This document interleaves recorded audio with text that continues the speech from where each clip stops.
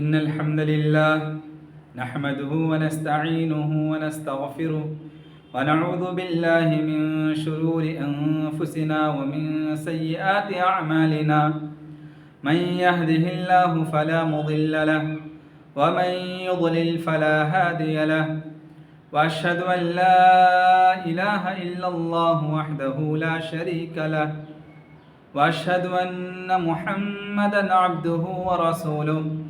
أما بعد فإن خير الحديث كتاب الله وخير الهدي هدي محمد صلى الله عليه وسلم وشر الأمور محدثاتها وكل محدثة بدعة وكل بدعة ضلالة وكل ضلالة في النار.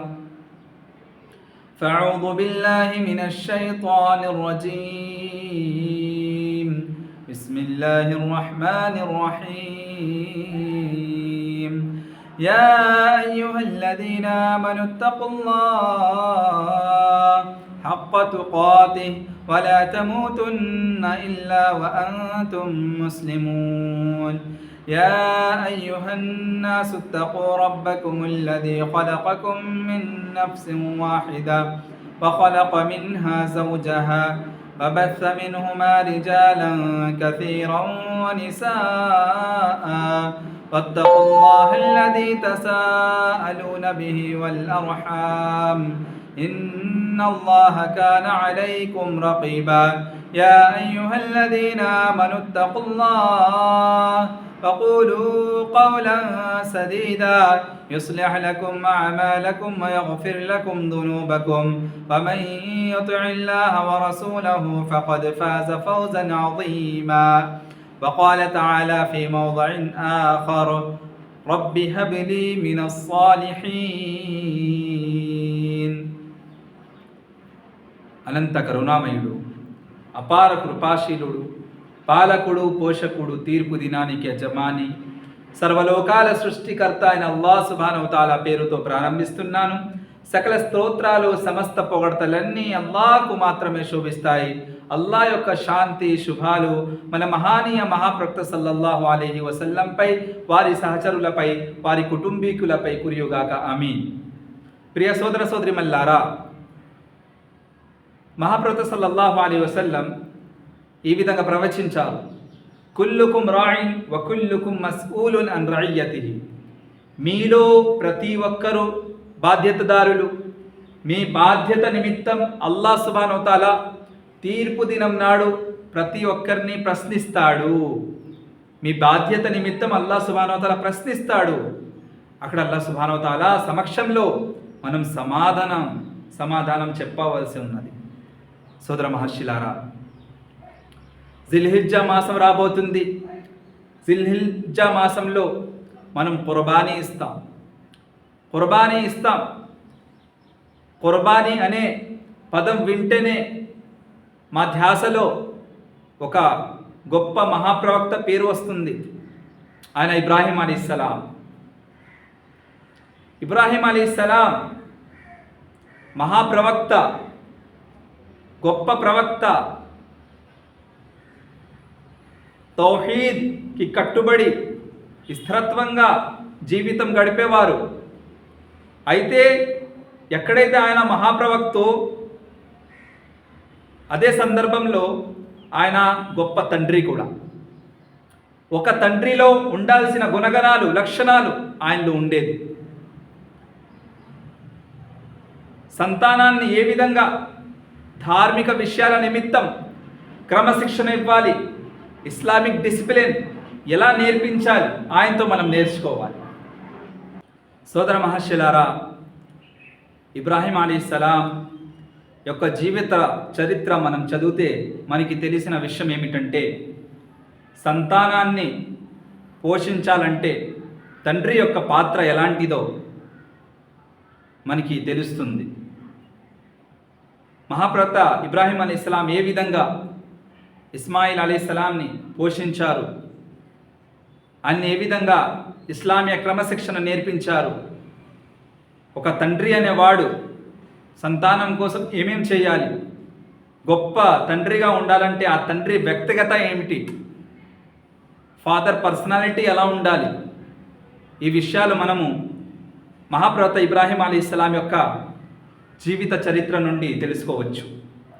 సోదర మహర్షిలారా, ఇబ్రాహీం అలైహిస్సలాం ఇస్మాయిల్ అలైహిస్సలాం పుట్టక ముందు సంతానం ఇంకా అల్లాహ్ సుబ్హానహు వ తఆలా కల్పించలేదు. సంతానం కోసం ఓ అల్లా నాకు సత్కార్యం చేసే సంతానం ప్రసాదించు, కల్పించు అని అల్లాహ్ సుబ్హానహు వ తఆలాతో కోరుకునేవారు, దువా చేసేవారు. ప్రవక్త ఇబ్రాహీం అలైహిస్సలాం 80 సంవత్సరాలు దువా చేస్తూనే ఉన్నారు. అదే దువా సూర సాఫాత్లో వాక్య నంబర్ 100లో అల్లాహ్ సుబ్హానహు వ తఆలా అంటున్నారు, రబ్బి హబ్లీ మినస్ సాలిహీన్. ఈ విధంగా ఇబ్రాహీం అలైహిస్సలాం దువా చేసేవారు, ఓ నా ప్రభు, ఓ అల్లాహ్ సుబ్హానహు వ తఆలా నాకు సత్కార్యం చేసే కుమారుడు ప్రసాదించు, నీకు విధేయత చూపే సత్కార్యం చేసే ఇస్లాం వెలుగులో జీవితాన్ని కొనసాగించే ఒక సంతానం కల్పించు అని మహాప్రవక్త ఇబ్రాహీం అలైహిస్సలాం 80 సంవత్సరాలు దువా చేస్తూనే ఉన్నారు, వెయిటింగ్ చేస్తూనే ఉన్నారు. అప్పుడు వృద్ధాప్య సమయంలో, ముసలితనంలో, ఆయనకు 80 సంవత్సరాలు అయిన తర్వాత అల్లాహ్ సుబ్హానహు వ తఆలా ఇస్మాయిల్ అలైహిస్సలాంని పుట్టించాడు. చూసారా, అంటే సంతానం కల్పించేవాడు కేవలం అల్లాహ్ సుబ్హానహు వ తఆలా మాత్రమే. మనకి సంతానం కావాలన్నా అల్లాహ్తో మాత్రమే దువా చేయాలి. కానీ ఈరోజు మన సమాజంలో మనం చూస్తున్నాం, ప్రజలు సంతానం కోసం దర్గాలకి వెళ్తున్నారు, బాబాల దగ్గర వెళ్తున్నారు, పీర్ల దగ్గర వెళ్తున్నారు, మొక్కుంటున్నారు. నజరో నియాజ్, మన్నత్లు ఇవన్నీ దర్గాల దగ్గర వెళ్ళి చేస్తున్నారు. సోదర మహర్షిలారా, ఇవన్నీ షిర్క్ యొక్క దరిదాపులు ఇవి. దీంతో మనం చాలా మనం రక్షించుకోవాలి, మన సమాజాన్ని కూడా రక్షించాలి. సంతానం ఇచ్చే శక్తి అల్లాహ్ సుబ్హానహు వ తఆలా దగ్గర మాత్రమే ఉంది, అల్లాహ్ యొక్క సామర్థ్యంలోనే ఉన్నది. సంతానం ప్రసాదించే సామర్థ్యం అల్లాహ్ దగ్గర మాత్రమే ఉంది. అల్లాహ్ తప్ప సంతానం ఎవరు కల్పించలేరు. సోదర మహర్షిలారా, ఇబ్రాహీం అలైహిస్సలాం యొక్క జీవిత చరిత్ర చదివితే మనకి తెలిసిన విషయం ఏమిటంటే, సంతానం పుట్టక ముందే సత్కార్యం చేసే సంతానం కోసం కోరుకోవాలి, దువా చేయాలి, ఓ అల్లాహ్ నాకు మంచి సత్కార్యం చేసే సంతానం కల్పించు. గుణపాఠం ఏమి నేర్చుకున్నాం మనం?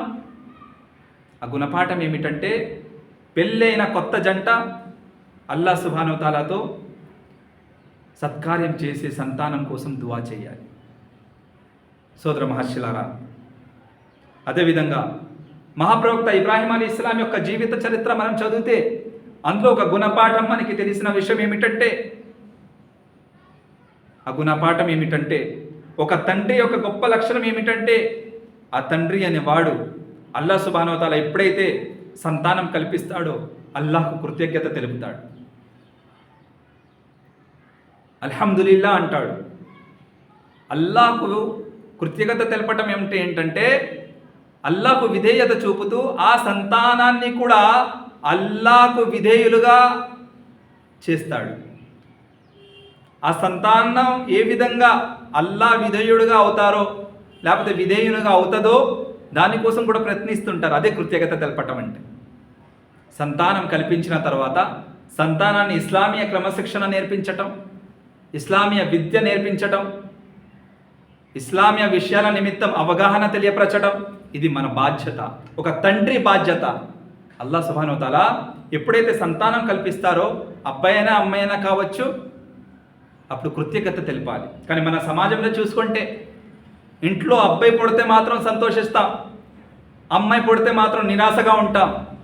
మహాప్రవక్త సల్లల్లాహు అలైహి వసల్లం జన్నత్ యొక్క శుభవార్త వినిపిస్తున్నారు. ఎవరి ఇంట్లోనైతే 2 కుమార్తెలు పుడతారో, 2 అమ్మాయిలు పుడతారో, వారిని మంచి ధార్మిక విద్య నేర్పించి, ధార్మిక క్రమశిక్షణ ఇచ్చి, ధార్మిక విషయాల నిమిత్తం అవగాహన తెలియపరిచి, తర్వాత మంచి సంబంధం చూసి పెళ్లి చేస్తే అలాంటి వారికి స్వర్గం ప్రసాదిస్తాడంట అల్లాహ్ సుబ్హానహు వ తఆలా.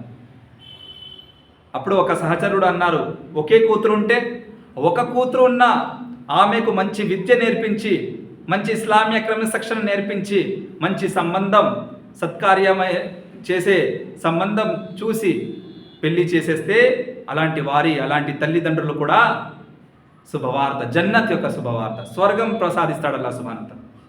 అబ్బాయి పుడితే స్వర్గం ప్రసాదిస్తాడని ఎక్కడైనా ఉందా? కానీ చూడండి, అమ్మాయి పుడితే ఇంట్లో ఒక కుమార్తె పుడితే అల్లాహ్ సుబ్హానహు వ తఆలా మనము గనక వారికి మంచి క్రమశిక్షణ నేర్పించి, మంచి విద్య నేర్పించి, ఇస్లామీయ విషయాలే తెలియపరిచి, ఇస్లామీయ క్రమశిక్షణ నేర్పించి పెళ్లి చేసేస్తుంటే అల్లాహ్ సుబ్హానహు వ తఆలా స్వర్గం ప్రసాదిస్తున్నాడు. అందుకే మన తలరాతలో, విధి రాతలో అల్లాహ్ సుబ్హానహు వ తఆలా కూతుర్ని రాసేస్తే మన కోసం శుభాలే శుభాలు. సోదర మహర్షులారా, అందుకే అల్లాహ్ సుబ్హానహు వ తఆలా మనకి సంతానం ప్రసాదిస్తే మనము కృతజ్ఞత తెలపాలి. ఇబ్రాహీం అలైహిస్సలాం ఈ విధంగా అంటున్నారు, అల్హమ్దులిల్లాహిల్లదీ వహబలి అలల్ కిబరి ఇస్మాయిల్ వ ఇస్హాక్ ఇన్న రబ్బీ లసమీఉద్ దుఆ. సమస్త లోకాల ప్రభు అయిన అల్లాహ్ సుబ్హానహు వ తఆలాకు సమస్త పొగడతలన్నీ శోభిస్తాయి. నేను వృద్ధాప్య ఉన్న సమయంలో, ముసలితనంలో నాకు అల్లాహ్ సుబ్హానహు వ తఆలా ఇస్మాయిల్ మరియు ఇస్హాక్ సంతానాన్ని ప్రసాదించాడు. నిశ్చయంగా నా ప్రభు నా దువా వినేవాడు. నేను పలకరిస్తే అల్లాహ్ సుబ్హానహు వ తఆలా నా మాటను వింటాడు. ఈ దృఢ నమ్మకం ఉండాలి. మనకి సంతానం కావాలంటే ఒక గొప్ప తండ్రి అనేవాడు సంతానం పుట్టక ముందే మంచి సత్కార్యం చేసే సంతానం ప్రసాదించు అల్లా అని కోరుకుంటాడు. అల్లా మంచి సంతానం ప్రసాదించిన తర్వాత అబ్బాయి అయినా, అమ్మాయి అయినా, కుమారైనా, కుమార్తె అయినా కృతజ్ఞత తెలుపుతాడు. ఇస్లామీయ క్రమశిక్షణ నేర్పిస్తాడు.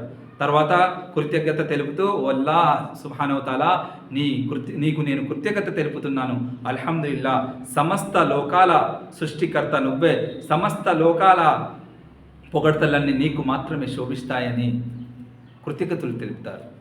ఇది ఇబ్రాహీం అలైహిస్సలాం యొక్క జీవిత చరిత్ర నుంచి ఒక తండ్రి యొక్క పాత్ర ఎలాంటిదో తెలుస్తుంది. తర్వాత ఒక తండ్రి అనేవాడు ఇబ్రాహీం అలైహిస్సలాంలా ఉండాలి.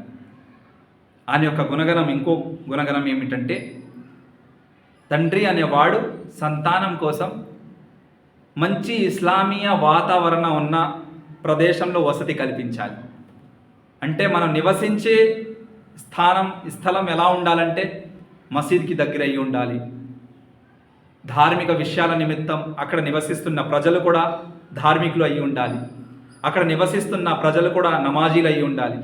అక్కడ నివసిస్తున్న ప్రజలు కూడా ధర్మాన్ని కట్టుబడి జీవితం గడుపుతూ ఉండాలి. ఇలాంటి అట్మాస్ఫియర్లో పిల్లలు పుడుతుంటే ఆటోమేటిక్గా వాళ్ళు ధర్మాన్ని అనుసరిస్తారు. ఎందుకంటే అట్మాస్ఫియర్ అంతా అందరూ నమాజ్ చేసే వాళ్ళే, అందరూ దాన ధర్మాలు చేసేవాళ్ళే, అందరూ ఖురాన్ మరియు హదీస్ వెలుగులో జీవితాన్ని గడిపేవారు. కాబట్టి మీ సంతానం ఆటోమేటిక్ ట్రైనింగ్ అయిపోతుంది. ఎందుకంటే అట్మాస్ఫియర్ యొక్క ఇంపాక్ట్ కూడా ఉంటుంది. అంటే మనం ఏ ప్రదేశంలో అయితే నివసిస్తున్నామో అక్కడ వాతావరణం యొక్క ప్రభావం కూడా మన ధర్మంపై, ధార్మిక విషయాలపై పడుతుంది. మనం నమాజీగా అవ్వాలంటే నివసిస్తున్న చుట్టుపక్కల వారు నమాజ్ చదువుతున్నారా లేదో ఒకసారి గమనించండి. ఎందుకంటే దాని ప్రభావం కూడా మన పిల్లలపై పడుతుంది. మనం నివసిస్తున్న సమాజంలో అందరూ నమాజ్కి వెళ్తున్నారు. ఆ కమ్యూనిటీలోనే ఒక మసీద్ కూడా ఉన్నది. ఆ ఏరియాలో మసీద్ చాలా దగ్గరగా ఉన్నది, ఇల్లు కూడా చాలా దగ్గరగా ఉంది. అంటే మసీద్కి వెళ్ళే సౌకర్యాలు చాలా సౌలభ్యంగా ఉన్నాయి. అప్పుడు జీవితంలో శుభాలు కలుగుతాయి, జీవితంలో మనశ్శాంతి ఉంటుంది. ఎందుకంటే నమాజ్ చేసే అవకాశం దొరుకుతుంది కాబట్టి.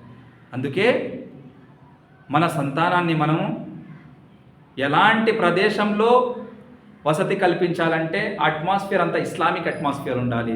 అందరూ ఇస్లామీయ విధంగా జీవితం గడుపుతూ ఉంటే దాని యొక్క ప్రభావం మన పిల్లల మీద, మన సంతానం మీద కూడా పడుతుంది. వారు కూడా సత్కార్యాలు చేస్తూ బతుకుతారు. ఏ విధంగానైతే ఇబ్రాహీం అలైహిస్సలాం అంటున్నారు, రబ్బనా ఇన్ని అస్కంతు మిన్ దుర్రియతి బివాదిన్ గైరి ది జర్ఇన్ ఇంద బైతికల్ ముహర్రం రబ్బనా లియుకీముస్ సలాహ్.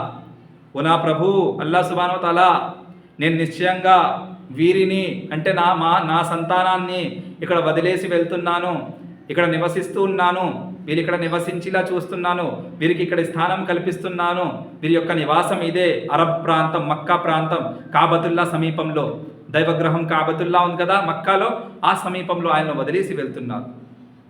బివాదిన్ గైరి దీ జరైన్, అది ఎలాంటి ఎడారి ప్రాంతం అంటే అక్కడ తినడానికి సరిగ్గా తిండి ఉండదు, తాగడానికి సరిగ్గా నీళ్లు ఉండవు. అలాంటి ప్రాంతంలో వదిలేసి వెళ్తున్నారు. కారణం ఏమిటంటే కాబతుల్లా దగ్గరలో సమీపంలో ఉంది కాబట్టి. ఇంద బైతికల్ ముహర్రం, నీ దైవగృహం నీ కాబతుల్లా దగ్గరలోనే ఉంది. అది కూడా ఇక్కడ ఎందుకు నివసించేలా చేస్తున్నానంటే రబ్బనా లియుకీముస్సలా, ఓ నా ప్రభు, ఎందుకంటే వారు నమాజ్ స్థాపిస్తూ ఉంటారు. నమాజ్ స్థాపన ఎంత ప్రాముఖ్యత గలదో దీనివల్ల తెలుస్తుంది మనకి. నమాజ్ మనిషి యొక్క జీవితంలో ఎంత ఇంపార్టెన్సో, నమాజ్ యొక్క ఎంత ప్రాముఖ్యత ఉందో, ఎంత విలువ ఉన్నదో ఆయన యొక్క మాటలతో తెలుస్తుంది. ఆయన వారి యొక్క సంతానం కోసం, ఆలుబిడ్డల కోసం, భార్య కోసం, పిల్లల కోసం ఎలాంటి ఎడారి ప్రాంతంలో వదిలేసి వెళ్తున్నారంటే తాగడానికి మంచి సరిగ్గా ఉండవు, తినడానికి మంచిగా తిండి ఆహారాలు ఏముండవు. అలాంటి ఎడారి ప్రాంతంలో వదిలేసి వెళ్తున్నారు. కేవలం దేనికోసం? లియుకీముస్సలా, కాబతుల్లా దగ్గరలో ఉంది, నమాజ్ స్థాపన చాలా సౌలభ్యం అవుతుంది కాబట్టి.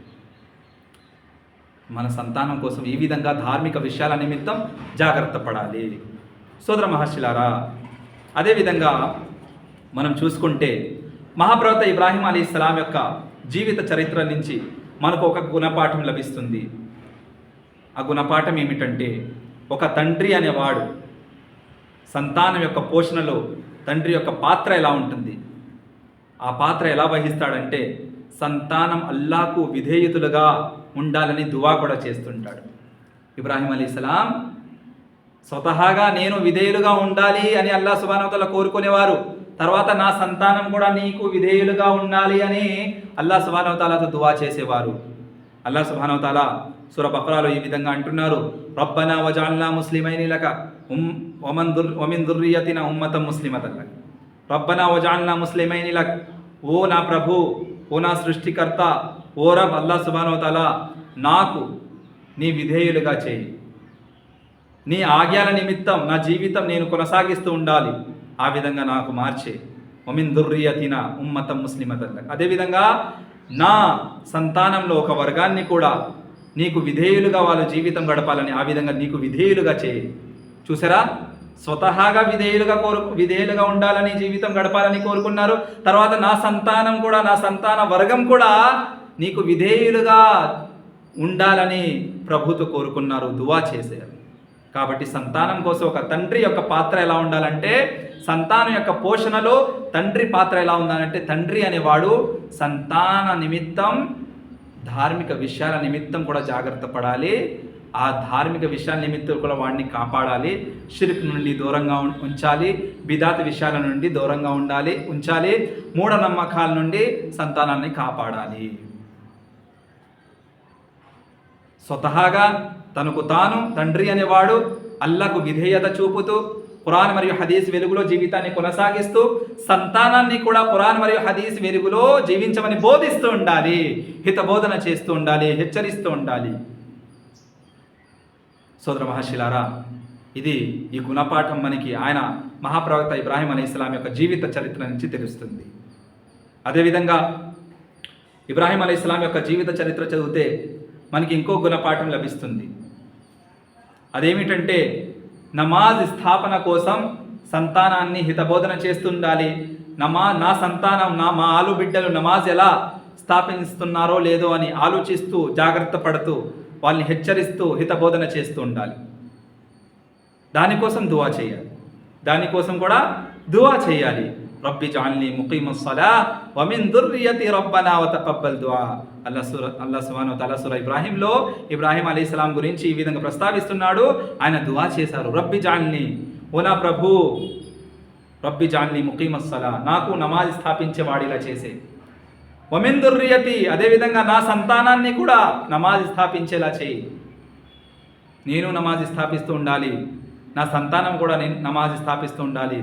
నేను కూడా నీ ఆజ్ఞకు కట్టుబడి ఉండాలి, నా సంతానం కూడా నీ ఆజ్ఞకు కట్టుబడి ఉండాలి. నేను కూడా ముస్లింలుగా జీవితం గడపాలి, నా సంతానం కూడా ముస్లింగా జీవితం గడపాలి. ఈ విధంగా సంతానం నిమిత్తం మహాప్రవక్త ఇబ్రాహీం అలైహిస్సలాం ఆలోచన చేసేవారు. వారి ధార్మిక విషయాల నిమిత్తం ఈ విధంగా జాగ్రత్త పడేవారు. నా సంతానం ఎక్కడ ధర్మాన్ని వదిలేస్తుందేమో అని భయాందోళన చేసేవారు. భయం ఉండేది ఆయనకి. చాలా జాగ్రత్త. చూడండి, గమనించాల్సిన విషయం ఏమిటంటే, మహాప్రవక్త అయ్యి ఇస్మాయిల్ అలీస్సలాం కూడా ఆయన సంతానంలో కాబోయే ప్రవక్త. మహాప్రవక్త ఇబ్రాహీం అలీస్సలాం అయ్యి కాబోయే వంశంలో సంతానంలో ఇస్మాయిల్ అలీస్సలాం కూడా ప్రవక్త, కాబోయే ప్రవక్త అయినప్పటికీ ఆయన నమాజ్ స్థాపిస్తూ ఉండాలి, ఆయన షిర్క్ నుంచి దూరంగా ఉండాలని ఎంత జాగ్రత్త పడుతున్నారో మనం జనరల్ పబ్లిక్, సమానుల మామూలు మనుషులం, మనం మన సంతానం గురించి ఎంత జాగ్రత్తగా ఉండాలి.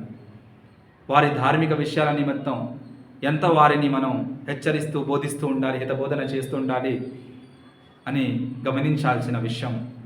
చాలా జాగ్రత్తగా ఉండాలి మనం. ఎందుకంటే ఈ కాలంలో మన పిల్లలు మన మాటలు వినట్లేదు. ఎందుకంటే చిన్నప్పటి నుంచి వాళ్ళకి ఇస్లామీయ క్రమశిక్షణ ఇవ్వలేదు. మా జీవితంలో నమాజ్ లేదు.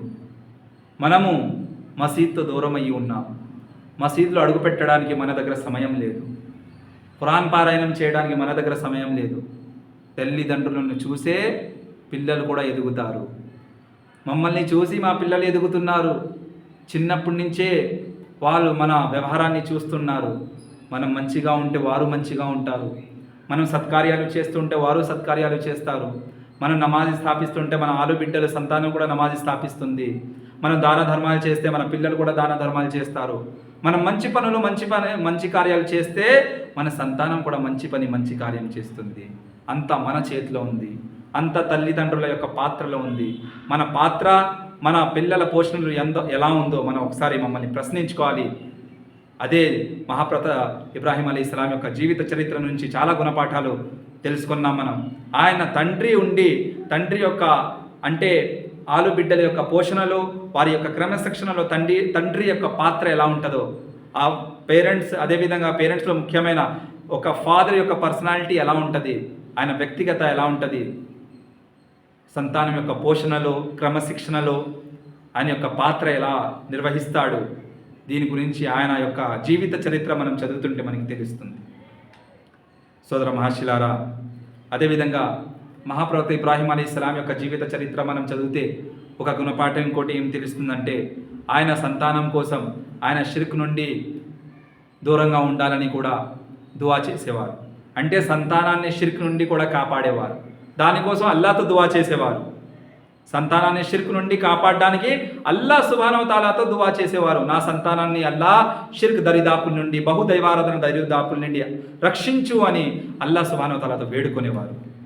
వజునుబ్ని వబనియ్య అన్ నఅబుదల్ అస్నామ్, ఓ అల్లా, నువ్వు నన్ను షిర్క్ యొక్క దరిదాపుల నుండి రక్షించు, అదేవిధంగా నా సంతానాన్ని కూడా షిర్క్ యొక్క దరిదాపుల నుండి రక్షించు అని వేడుకునేవారు, దువా చేసేవారు. ప్రస్తుత కాలంలో గల్లీ అడుగున ప్రతి స్ట్రీట్లో ఒక చర్చ్ కనపడుతుంది, ఒక గుడి కనపడుతుంది. మనం నివసిస్తున్న ఏరియాలో ప్రతి చోట షిర్క్ వ్యాపించి ఉన్నది. ముస్లిం సమాజంలో బిదాత్, ఖురాఫాత్, ధార్మిక లేని విషయాలు వ్యాపించి ఉన్నాయి.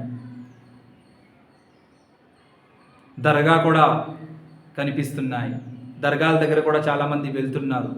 మరి ఇలాంటి సమయంలో మన సంతానాన్ని మనం షిర్క్ నుండి, బిదాత్ నుండి, ఖురాఫాత్ నుండి రక్షించుకోవాలంటే ఇది మనపై బాధ్యత, రెస్పాన్సిబిలిటీ. మనం మన సంతానాన్ని కాపాడుకోవాలి. ఎందుకంటే మహాప్రవక్త అయిన ఇబ్రాహీం అలైహిస్సలాం ప్రవక్త అయి కాబోయే ప్రవక్త ఇస్మాయిల్ అలైహిస్సలాం గురించి ఎంత జాగ్రత్త పడుతున్నారంటే, ఆయన కాబోయే ప్రవక్త, ఆయన షిర్క్ చేయలేరు ఏమాత్రం కూడా, ఆయన తౌహీద్ గురించి ప్రచారం చేసేవారు. అయినప్పటికీ అంత జాగ్రత్త పడుతున్నారంటే మనం జనరల్ పబ్లిక్, మనం ఎంత జాగ్రత్తగా ఉండాలి మన సంతాన నిమిత్తం. కాబట్టి మన సంతానాన్ని మనము ఇస్లాం నేర్పించాలి.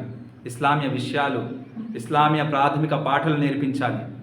ఇస్లామీయ మూలస్తంభాలు, ఈమాన్ మూలస్తంభాలు తౌహీద్ అంటే ఏంటి, షిర్క్ అంటే ఖండించాలి మనం, షిర్క్ అంటే ఏంటి కూడా తెలియపరచాలి, సున్నత్ అంటే ఏంటో కూడా తెలియపరచాలి, బిదాత్ అంటే ఏంటో కూడా దాని నిమిత్తం కూడా అవగాహన తెలియపరచాలి. ఈ విధంగా ఇస్లామియా మూల స్తంభాల గురించి వారికి జ్ఞానం మనం నేర్పించాలి. ఇది మనపై ఉన్న బాధ్యత. మమ్మల్ని మనం స్వతహాగా షిర్క్ యొక్క దరిదాపుల నుండి కాపాడుకుంటూ మన సంతానాన్ని కూడా షిర్క్ యొక్క దరిదాపుల నుండి కాపాడే బాధ్యత, రెస్పాన్సిబిలిటీ ఒక తండ్రి మీద ఉంది, తల్లిదండ్రుల మీద, ఇద్దరి మీద కూడా ఉన్నది. సోదర మహర్షులారా, అదేవిధంగా మహాప్రవక్త ఇబ్రాహీం అలైహిస్సలాం యొక్క జీవిత చరిత్ర మనం చదివితే మనకి ఇంకో గుణపాఠం ఏం తెలుస్తుందంటే, సంతానం యొక్క జీవన ఉపాధిలో అల్లాహ్ సుబ్హానహు వ తఆలా శుభాలు కల్పించాలని మనం దువా చేయాలి.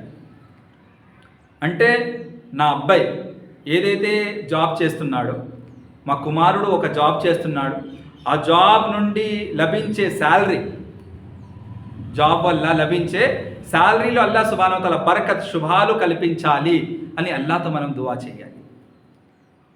అయ్యా చూడండి, ప్రతి ఇంట్లో ఆర్థిక సమస్యలు ఉన్నాయి, ఫినాన్షియల్ ఇష్యూస్లో ప్రతి ఒక్కరి జీవితంలో ఉంది, ఫినాన్షియల్ ప్రాబ్లమ్స్లో ప్రతి ఒక్కరి జీవితం చిక్కుకుపోయి ఉన్నది, ఆర్థిక వ్యవస్థ చాలా బలహీనతగా ఉంది.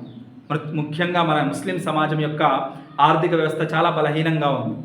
ఇలాంటి పరిస్థితుల్లో మన సంతానం యొక్క శాలరీ గురించి మనం ఆలోచించాలి. వాళ్ళు ఎలాంటి జీవనోపాధితో జీవితం గడుపుతున్నారు, ఎలాంటి బిజినెస్ చేస్తున్నారు, హలాల్ బిజినెసా, హరామ్ బిజినెసా? అల్లాహ్ సుబ్హానహు వ తఆలా వారికి హలాల్ బిజినెస్ కల్పించాలని, ఆ హలాల్ బిజినెస్లో కూడా ఎంతైతే సంపాదిస్తున్నారో అందులో బరకత్, శుభాలు కల్పించాలని అల్లాహ్తో దువా చేయాలి. తండ్రి అనేవాడు దువా ఎప్పుడు చేస్తాడు? నమాజ్ స్థాపిస్తే, ఖురాన్ పారాయణం చేస్తుంటే, మసీదులో అడుగు పెడితే అప్పుడు స్వతహాగా కూడా దువా చేస్తాడు, సంతానం కోసం దువా చేస్తాడు. మనం నమాజ్ చదవము, మసీదులో అడుగు పెట్టడము, స్వతహాగా మన కోసమే మనం దువా చేయలేనప్పుడు సంతానం సంపాదించే సంపదలు అల్లాహ్ సుబ్హానహు వ తఆలా శుభాలు ప్రసాదించాలని దువా ఎప్పుడు చేస్తాం? సోదర మహర్షులారా, ఆలోచించే సమయం ఇది.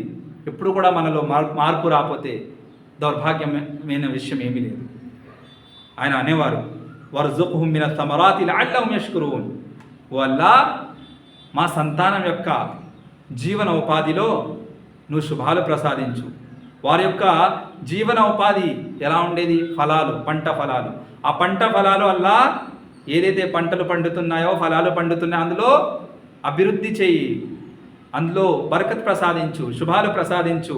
అలా ప్రసాదిస్తే వాళ్ళు నీ కృతజ్ఞతలు తెలుపుతారు, ఇంకా దైవారాధన చేస్తూ ఉంటారు, ఇంకా ఇబాదత్ చేస్తారు, ఇంకా శుక్రు చేస్తారు, కృతజ్ఞతలు తెలుపుతారు అని ఆయన సంతానం కోసం, సంతానం సంపాదిస్తున్న జీవనోపాధిలో అల్లాహ్ సుబ్హానహు వ తఆలా శుభాలు, బరకత్ కల్పించాలని ఆయన దువా చేసేవారు. మనం కూడా ఖురాన్ మరియు హదీస్ వెలుగులో జీవితాన్ని కొనసాగిస్తూ మన సంతానాన్ని ఇస్లామియ క్రమశిక్షణ నేర్పించి, మంచి హలాల్ బిజినెస్ చేసే నైపుణ్యం నేర్పించి, వాళ్ళకి టెక్నిక్స్ నేర్పించి, వారు ఏదైతే సంపాదిస్తున్నారో, ఎంతైతే సంపాదిస్తున్నారో అల్లాహ్ సుబ్హానహు వ తఆలా అందులో శుభాలు కల్పించాలని దువా చేస్తుండాలి. చివరిలో అల్లాహ్తో దువా ఏమనగా, అల్లాహ్ సుబ్హానహు వ తఆలా మనందరినీ, మనం ఏదైతే ప్రవక్త ఇబ్రాహీం అలైహిస్సలాం యొక్క జీవిత చరిత్ర నుండి గుణపాఠాలు నేర్చుకున్నాము, ఒక తండ్రి పాత్ర సంతానం పోషణలో, సంతానం యొక్క ఇస్లామిక క్రమశిక్షణలో తండ్రి పాత్ర ఏంటో ఆ గుణపాఠాలు మన మహాప్రవక్త ఇబ్రాహీం అలైహిస్సలాం యొక్క జీవిత చరిత్ర నుంచి ఏ విషయాలు అయితే మనం నేర్చుకున్నామో ఆ విషయాల నిమిత్తం అల్లాహ్ సుబ్హానహు వ తఆలా మనందరినీ అమలు చేసే సౌభాగ్యం ప్రసాదించుగాక.